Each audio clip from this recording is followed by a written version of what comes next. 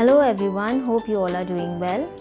So children, today we'll be doing an activity that is a transfer activity, and it's a very simple activity which you can easily do at home. For this you will require 2 bowls, and you need to have some beans or rajma or chana, whatever is available at home. You can also use rice for this, and you will require a spoon for this. I have 2 spoons here. One is a smaller spoon. If you want, you can also use the bigger spoon.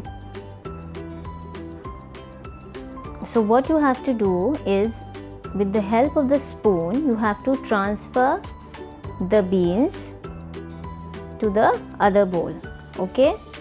From one bowl to another bowl, alright? One at a time, 1 spoon at a time, alright? You will pick the beans with the help of the spoon and you will transfer them to the other bowl, alright? You can also use your hands if you want.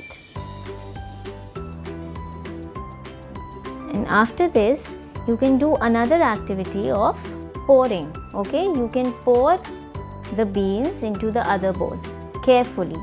You will concentrate and you will carefully pour the beans, all the beans into the other bowl, and see that you don't drop any of the beans.